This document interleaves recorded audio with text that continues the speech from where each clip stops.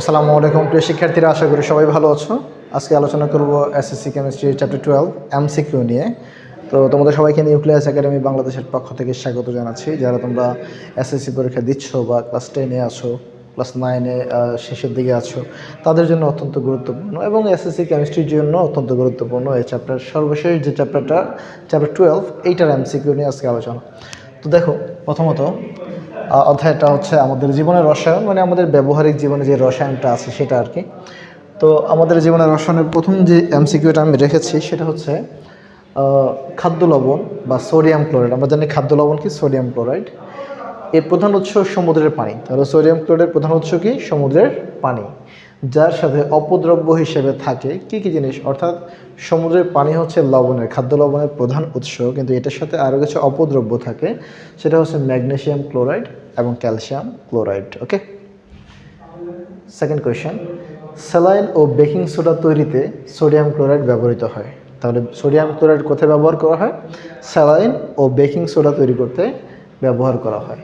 আমাদের শরীরে ইলেকট্রোলাইটের চাহিদা পূরণ করে কোনটি? তাছাড়া আমাদের শরীরে ইলেকট্রোলাইট এর চাহিদা পূরণটা করেও সোডিয়াম ক্লোরাইড। ওকে, তাহলে সোডিয়াম ক্লোরাইড ব্যবহার হয়ে গেল, যে স্যালাইন তৈরিতে সোডিয়াম ক্লোরাইড ব্যবহার করা হয়, এবার বেকিং সোডা তৈরিতে ব্যবহার করা হয়। আমাদের শরীরে ইলেকট্রোলাইটের চাহিদা পূরণ করতে সোডিয়াম ক্লোরাইড ব্যবহার করা হয়। সোডিয়াম ক্লোরাইডের উৎস কি? সমুদ্রের পানি। এটার সাথে অপদ্রব্য হিসেবে কি থাকে? ম্যাগনেসিয়াম ক্লোরাইড এবং ক্যালসিয়াম ক্লোরাইড। এইভাবে পড়বা। ওকে, নাম্বার 3, শিল্পক্ষেত্রে বিভিন্ন উৎপাদনের ক্ষেত্রে কোনটি সঠিক নয়? বেকিং পাউডার তৈরিতে সলভে পদ্ধতি ব্যবহার করা হয়। বেকিং পাউডার যে পদ্ধতিতে তৈরি করা হয় সেটা সলভে পদ্ধতি। ওকে, ঠিক আছে। Nitric acid HNO3, nitric acid তৈরি হয় অসওয়াল্ট পদ্ধতিতে। এটাও ঠিক আছে, অসওয়াল্ট পদ্ধতিতে নাইট্রিক অ্যাসিড তৈরি করা হয়। সালফিউরিক অ্যাসিড তৈরি হয় হেবার পদ্ধতিতে। এটা ভুল, আমরা পড়েছিলাম সালফিউরিক অ্যাসিড তৈরি হয় স্পর্শ পদ্ধতিতে, তাই না? তাহলে এটা ভুল। এই হেবার পদ্ধতিতে তৈরি হয় অ্যামোনিয়া, অ্যামোনিয়া তৈরি হয় হেবার বোস পদ্ধতিতে। ওকে, তাহলে ভুল কোনটা? গ। ওকে, এরপরে কেক বা পাউরুটি ফোলাতে বেকিং পাউডার ব্যবহৃত হয়। তাহলে কোশ্চেন, বেকিং পাউডার ব্যবহৃত হয় কোথায়? কেক বা পাউরুটি ফোলাতে। বেকিং পাউডারে খাবার সোডা উপস্থিত থাকে, তাই না? তাহলে বেকিং পাউডার কি উপস্থিত থাকে? খাবার সোডা, যা বদ হজমে এসিএলকে প্রশমিত করে। আচ্ছা, আমরা এটা একটু ছোটো করে দিতে হবে। বেকিং পাউডার, কেক বা পাউরুটি ফোলাতে বেকিং পাউডার ব্যবহৃত হয়। বেকিং পাউডারে খাবার সোডা উপস্থিত থাকে। ওকে, কোশ্চেন, কি থাকে?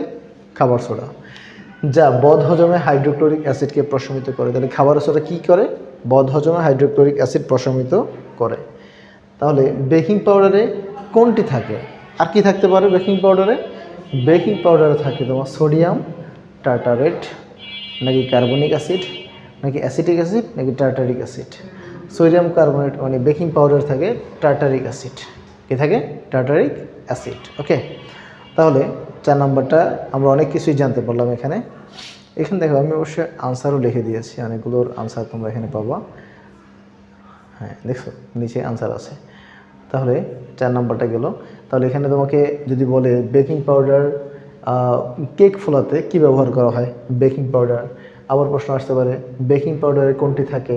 খাবার সোডা থাকলে এটা দাগাই দিবা। এবারে বলতে পারে বদ হজমে কোনটা ব্যবহৃত হয়? Baking powder. বা বলতে পারে বেকিং পাউডার কাকে মানে কোন অ্যাসিডকে প্রশমিত করে? এসিএলকে প্রশমিত করে, মানে অ্যাসিড প্রশমিত করে। আর বেকিং পাউডার আর কি থাকে? Tartaric acid. Okay, tartaric acid. Okay, তাহলে এরপরে কোয়েশ্চন দেখো, ইস্ট সমাজ শ্বসন প্রক্রিয়ায় পাউরুটি ফোলায়। কোন গ্যাসটি পাউরুটি ফোলায়? তাহলে ইস্ট কোন প্রক্রিয়ায় পাউরুটি ফোলায়? সমাজ শ্বসন প্রক্রিয়ায়। ওকে, তাহলে তোমাকে যদি বলে কোন গ্যাসটি পাউরুটি ফোলায়? Carbon die oxide. এটা রুটিকে ফুলিয়ে দিয়ে চলে যায়। ওকে, কার্বন ডাই অক্সাইড। 5, ইথানোয়িক অ্যাসিডের 4 থেকে 10% জলীয় দ্রবণকে আমরা কি জানি? ভিনেগার বলে। এই ক্ষেত্রে ভিনেগারের ক্ষেত্রে যে কথাগুলো, ভিনেগারে থাকে অ্যাসিটিক অ্যাসিড। ঠিক আছে, একটু আগে বলে দিলাম অ্যাসিটিক অ্যাসিডের 4 থেকে 10% জলীয় দ্রবণ হলো ভিনেগার।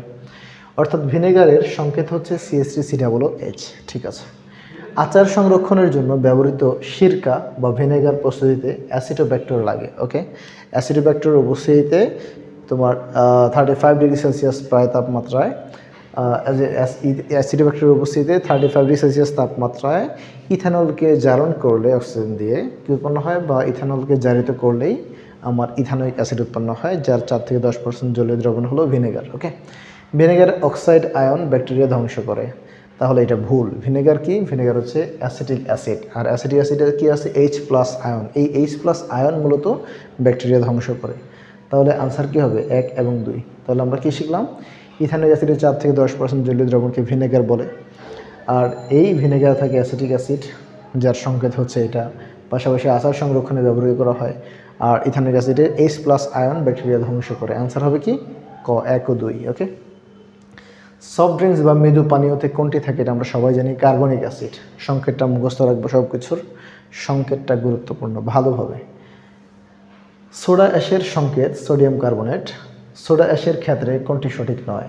দেখো, সোডা অ্যাশের সাথে 10 অণু পানি যুক্ত থাকে। দেখো, সোডা অ্যাশের সংকেত হচ্ছে কি? সোডিয়াম কার্বনেট আর 10H2 ডেকাহাইড্রেট সোডিয়াম কার্বনেট। তার মানে সোডিয়াম কার্বনেটের সাথে 10 অণু পানি যুক্ত থাকে এই কাপড় কাচা সোডায়। এই কথাটাই কতে লেখা আছে, সো এটা ঠিক আছে। আর 10 অণু পানি যোগ করলে কাপড় কাচা সোডা বা ওয়াশিং সোডা উৎপন্ন হয়। ঠিক আছে, অর্থাৎ কাপড় কাচা সোডার আরেকটা নাম হচ্ছে ওয়াশিং সোডা। এই ক্ষেত্রে 10 অণু পানি থাকে। কাপড় কাচা সোডার সংকেত হচ্ছে এটা। ঠিক আছে, সোডা অ্যাশের বাণিজ্যিক নাম কাপড় কাচা সোডা বা ওয়াশিং সোডা নয়, এটা ভুল। একটু আগে বলে আসছি যে ওয়াশিং সোডা, তাহলে এটা বলছে ওয়াশিং সোডা নয়, এটা ভুল, তাই না? তারপর এটা বলছে সোডা অ্যাশের বাণিজ্যিক নাম কাপড় কাচা সোডা বা ওয়াশিং সোডা। হ্যাঁ, ঠিক আছে, তাহলে সোডা অ্যাশের বাণিজ্যিক নাম কি? কাপড় কাচা সোডা বা ওয়াশিং সোডা। তাহলে এইটা আমাদের ভুল, তাই না? দেখো, আলটিমেটলি আমি কিন্তু কথাটা বারবার এখানে বলে আসি, কারণ এটা খুব গুরুত্বপূর্ণ একটা বিষয়, জন্য বারবারই কাপড় কাচা সোডা কথাটা এখানেও আনছি, এখানেও নিয়ে আসছি, এখানেও নিয়ে আসছি। এখানে বলা হচ্ছে ওয়াশিং সোডা নয়, সো এটা ভুল, এটা সঠিক নয়। 9 নাম্বার, টয়লেট ক্লিনারের মূল উপাদান সোডিয়াম হাইড্রোক্সাইড। ভালো করে মাথায় রেখো, টয়লেট ক্লিনারের মূল উপাদান সোডিয়াম হাইড্রোক্সাইড এবং হাইড্রোক্লোরিক অ্যাসিড দুইটাই। তো আমাদের বইতে, নতুন বইতে সম্ভবত হাইড্রোক্লোরিক অ্যাসিড দেওয়া, তবে সোডিয়াম হাইড্রোক্সাইড উত্তম। ওকে, তাহলে সোডিয়াম হাইড্রোক্সাইড টয়লেট ক্লিনারের মূল উপাদানে কোন ধাতু থাকে? তাহলে টয়লেট ক্লিনারের যেহেতু সোডিয়াম হাইড্রোক্সাইড, তার সোডিয়াম হাইড্রোক্সাইডের ধাতু কোনটা? সোডিয়াম। এই জন্য আমরা বলবো টয়লেট ক্লিনারে কি মূল ধাতু হলো সোডিয়াম, Na। ঘ, টয়লেট ক্লিনারের ক্ষেত্রে দেখো, টয়লেট ক্লিনার হিসেবে ব্যবহৃত হয় সোডিয়াম হাইড্রোক্সাইড। জায়মান অক্সিজেন টয়লেটের জীবাণু এবং রঙিন দাগ দূর করে। অর্থাৎ সোডিয়াম হাইড্রোক্সাইড হচ্ছে টয়লেট ক্লিনারের মূল উপাদান। আর টয়লেট ক্লিনার যদি আমরা দেখি, সোডিয়াম হাইপোক্লোরাইড বিয়োজিত হয়ে উৎপন্ন হয় কি? সোডিয়াম হাইপোক্লোরাইড এই পানির সাথে যখন যুক্ত হয় তখন মূলত উৎপন্ন হয় কি? হাইপোক্লোরাস অ্যাসিড, যা বিয়োজিত হয়ে জায়মান অক্সিজেন উৎপন্ন করে। আমরা জানি সেই জায়মান অক্সিজেনটাই মূলত টয়লেটের জীবাণু এবং রঙিন দাগকে দূর করে ফেলে। টয়লেট ক্লিনার হলো ক্যালসিয়াম ক্লোরো হাইপোক্লোরাইড, এটা ভুল। ওটা হচ্ছে সোডিয়াম হাইপোক্লোরাইড। টয়লেট ক্লিনার হলো সোডিয়াম হাইপোক্লোরাইড, NaOCl। এটা তো আমরা জানি ব্লিচিং পাউডারের সংকেত, তাই না? তাহলে ক হচ্ছে আনসার 1 আর 2। ওকে, তো আশা করি বুঝতে পেরেছ। এর পরবর্তী স্টেপে আমরা যদি পরের 10টা দেখি আনসার, এখানে কিন্তু আনসারগুলো আমি দিয়ে রেখেছি, তোমাদের প্রবলেম হলে আবার মিলিয়ে নেবে। ওকে, এখন আলোচনার বিষয় হচ্ছে 11 থেকে পরবর্তী অংশ আমরা MCQ সমাধান করব। অধ্যায় 12, রসায়নের অধ্যায় 12। দেখো, উচ্চতর ফ্যাটি অ্যাসিডের সোডিয়াম বা পটাশিয়াম লবণকে সাবান বলে। তাহলে সাবান কাকে বলে? উচ্চতর ফ্যাটি অ্যাসিডের সোডিয়াম বা পটাশিয়াম লবণ। তাহলে উচ্চতর ফ্যাটি অ্যাসিডের বলতে এখানে কি বোঝায়? কার্বনের সংখ্যা 12 থেকে 18 হয়ে থাকে। ওকে, এটাই আর কি। অর্থাৎ সাবান কি এক প্রকারের লবণ, মনে রাখবে। সাবান এক প্রকারের কি? লবণ। ওকে, সোডিয়াম বা পটাশিয়াম লবণ। সাবানের ক্ষেত্রে কোনটি সঠিক নয়? দেখো, তেল বা চর্বিকে কস্টিক সোডা বা কস্টিক পটাশ সহযোগে আর্দ্র বিশ্লেষণ করলে সাবান উৎপন্ন হয়, তাই না? তাহলে তেল বা চর্বিকে কস্টিক সোডা বা কস্টিক পটাশ সহযোগে আর্দ্র বিশ্লেষণ করলে কি উৎপন্ন হয়? সাবান উৎপন্ন হয়। যারা সাবান উৎপন্নের পারো না তারা আমার ভিডিওটা দেখে আসতে পারো। ওকে, এরপরে খ নম্বরে বলছে প্রাণীর চর্বি কিংবা সাবানের কার্যকরী মূলক COOH। ঠিক আছে, এরপর হচ্ছে চর্বি থেকে সাবান তৈরির সময় উপজাত হিসেবে অ্যালকোহল পাওয়া যায়, এটা ভুল। গ্লিসারিন পাওয়া যায়, আমরা করেছিলাম কিন্তু। সাবানের সংকেত হচ্ছে C17H35 COONA। ঠিক আছে, সাবানের কার্বনের সংখ্যা 12 থেকে 18। ঠিক আছে, তাহলে সঠিক নয় কোনটা? এটা আনসার হবে 3 নাম্বার গ, সঠিক নয়। বাকি তথ্যগুলো সঠিক। সোপ কেক তৈরির জন্য সাবান ও গ্লিসারিনের মিশ্রণে কোনটি যোগ করতে হয়? সোপ কেক তৈরি করতে সাবান ও গ্লিসারিনের মিশ্রণে যোগ করতে হয় সোডিয়াম ক্লোরাইড। ওকে। ডিটারজেন্টকে পাউডার করতে সোডিয়াম সালফেট ব্যবহৃত হয়। ময়লা পরিষ্কারের ক্ষমতা বৃদ্ধির জন্য ডিটারজেন্টে কি ব্যবহার করা হয়? এটা ব্যবহার করা হয় ফসফেট। ওকে, ফসফেট ব্যবহার করা হয়। ওকে, তাহলে ডিটারজেন্টকে পাউডার করতে কোয়েশ্চেন আসতে পারে কি ব্যবহার করা হয়? Sodium sulphate. আর ময়লা পরিষ্কারের ক্ষমতা বৃদ্ধির জন্য ডিটারজেন্টের মধ্যে ব্যবহার করা হয় ফসফেট। সোডিয়াম লরাইল সালফেটকে ডিটারজেন্ট বলে, sodium lauryl sulphate.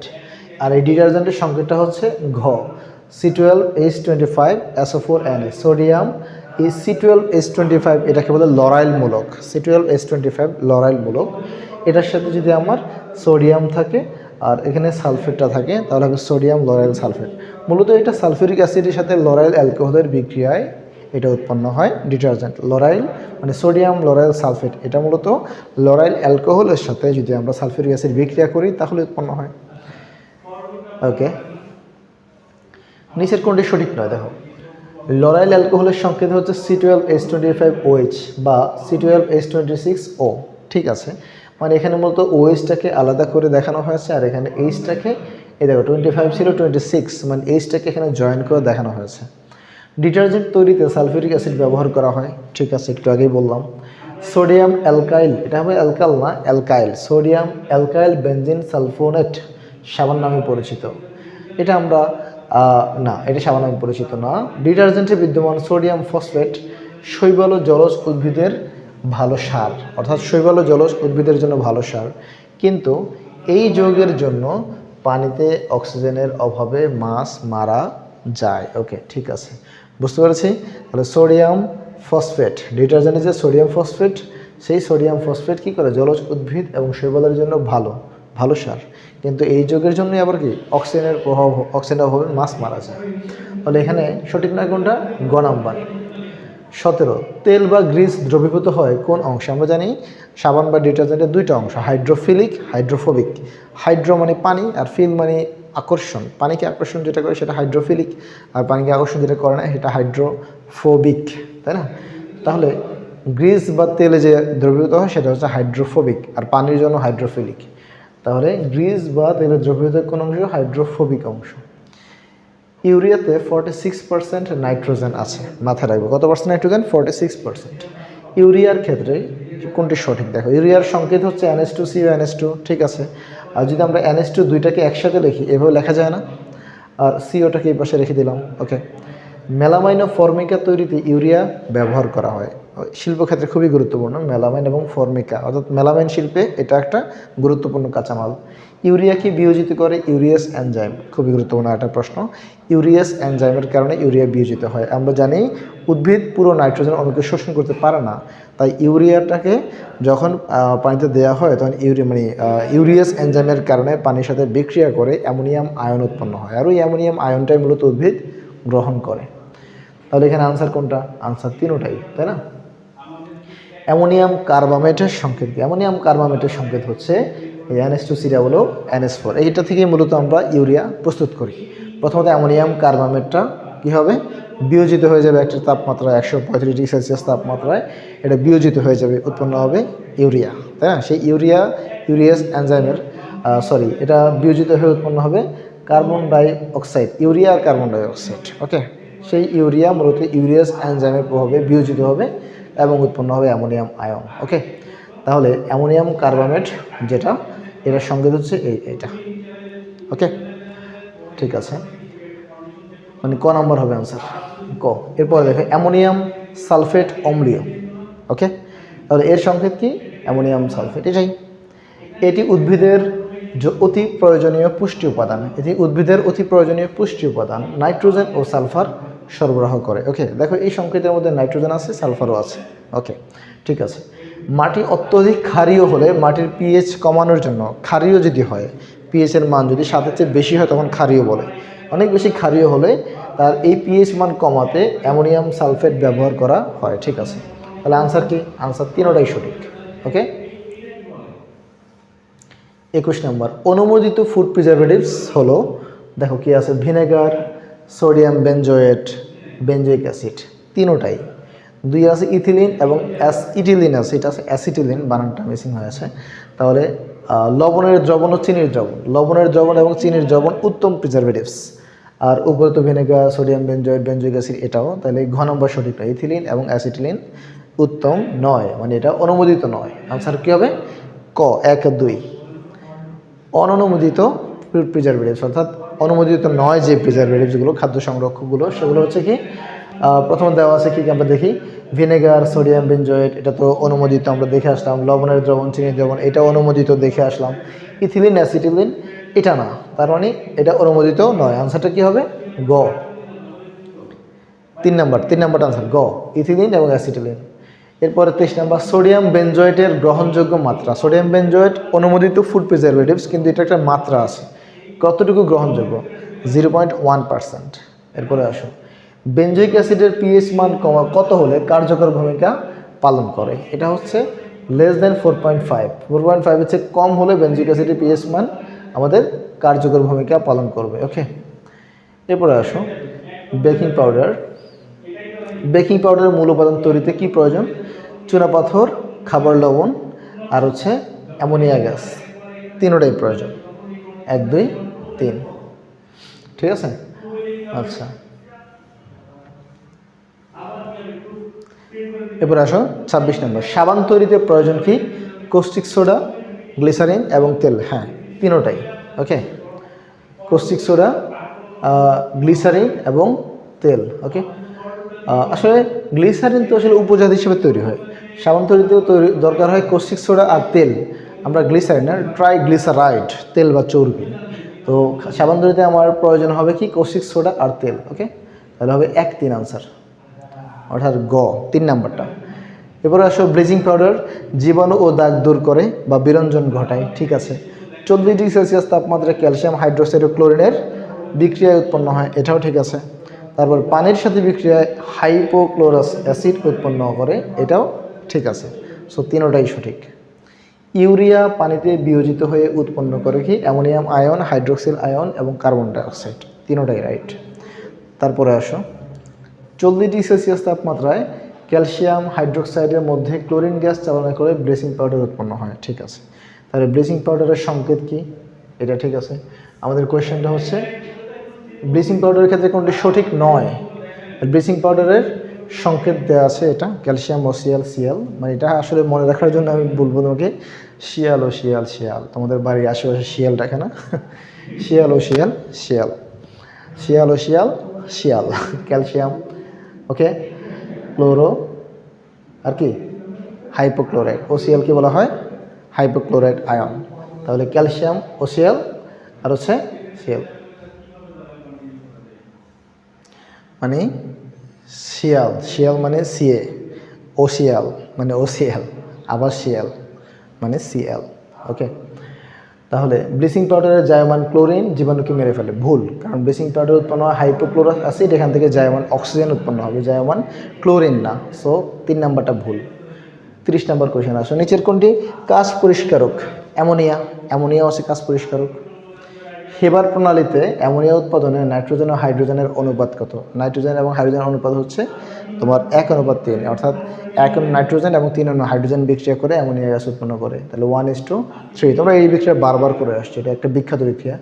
Haber প্রণালীতে ammonia উৎপাদনে অত্যানুকূল তাপমাত্রা 450 থেকে 550 ডিগ্রি সেলসিয়াস তাপমাত্রা, এবং তাপমাত্রা হচ্ছে 200 থেকে 250 অ্যাটমসফিয়ার চাপ। ওকে, তাহলে এখানে 450 থেকে 550 ডিগ্রি সেলসিয়াস তাপমাত্রা, এখানে আসলে কোনো সঠিক উত্তরটা নাই, তাই না?